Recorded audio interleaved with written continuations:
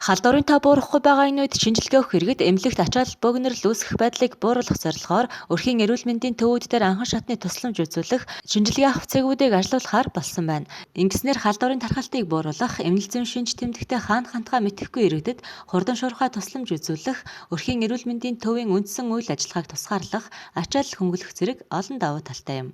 Өрхийн эрүүл мэндийн төвийн үндсэн ачааллыг тусгаарлах, ачаал хөнгөлөх зэрэг давуу талтай хэлж байлаа. Ачаал бол эрс нэмэгдсэн.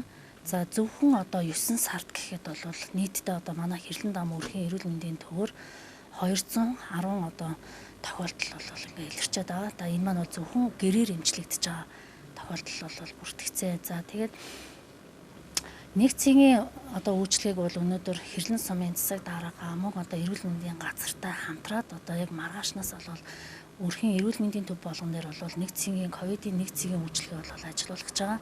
За энэ нь бол ямар ач холбогдолтой юм бэ гэхээр зэрэг иргэд заавал нэгдсэн эмнэлэг рүү очиж шинжилгээ өгөөд гэртээ очиод яг хаана хандхаа мэдэхгүй тандалтын баг руу уцсаар тандалтын баг нь ачаалтай байдаг. Тийм учраас иргэд бол маш их бохимдолтой байгаа.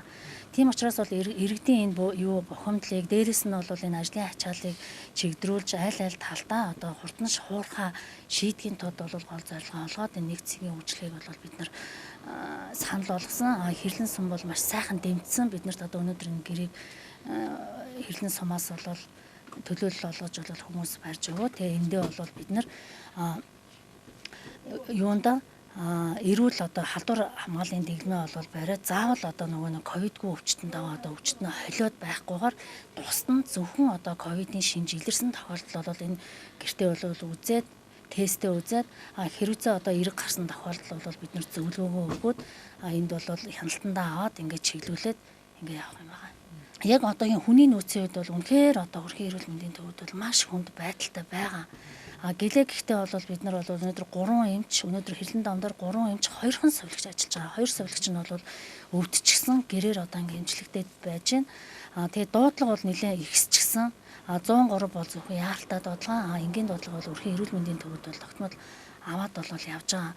Тэгээ гэрээр одоо эмчлэгдэж байгаа иргэдийн маань тоо бол одоо нэмэгдсэнтэй холбоотойгоор бол үнэхээр машины хонслолд орсон. За Хэрлэн сумаас бол одоо 9 сарын 8-наас бол нэг машин бол шийдэж өгсөн. За ингээд 2 машин бол зэрэг өдөртөө бол ковидын одоо дуудлага болон ковидын гэрээр эмчлэгдэж байгаа иргэд мөн давхар одоо дуудлага эргэлтэнд маань ингэж бол бас явж өгч байгаа.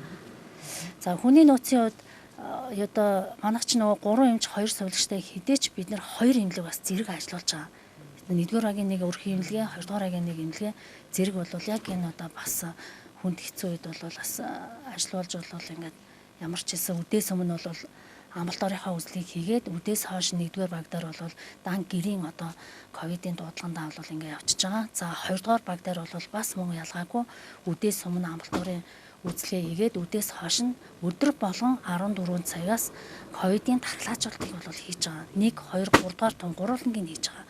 За 3-р тун ямар хүмүүст хийж байгаа гэхээр зэрэг дандаа 55-аас дээш насны иргэд болон зорилтод одоо суур өвчтөй хүмүүстэй бол бид нар хийгээд эхэлчихсэн байгаа. Мөн одоо 1, 2-р тундаа одоо хамрагдаж чадаагүй хөдөө байсан хүмүүс маань бол ирж хамрагдаж байгаа. Вакциныг бол бид нар бол харьяал харгалцахгүй хийж байгаа.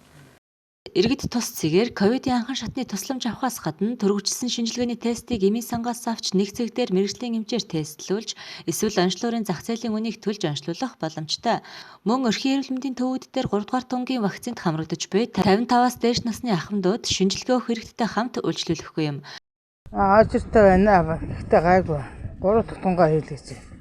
Одоо 2-ыг хийлгэсэндээ 3 дахь нэг өндөр настангууд тийм хэрэг хийлгэж. Одоо энэ ч мэдхгүй юу ч гэсэн одоо хийлгэжлээ штэ. Энэ одоо бас тэгээд өвчлөлүүд их л өндөр байна штэ.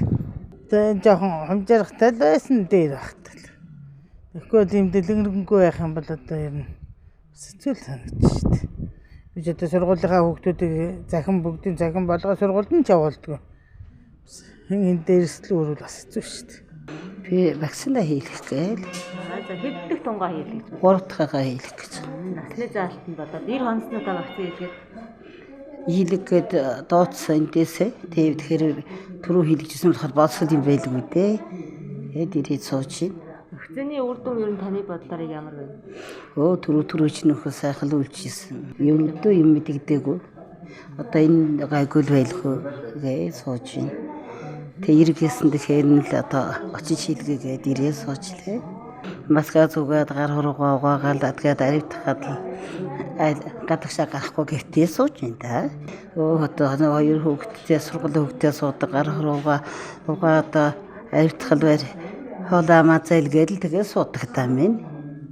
Ковидын шинжилгээ өгөх иргэд харийн орхийн эмнэлэгдэр ажлын өдөр 9-с 12, 13-аас 18 цаг, амралтын өдөр буюу хагассан өдөр 9-с 13 цагийн хооронд үйлчлүүлэх боломжтой.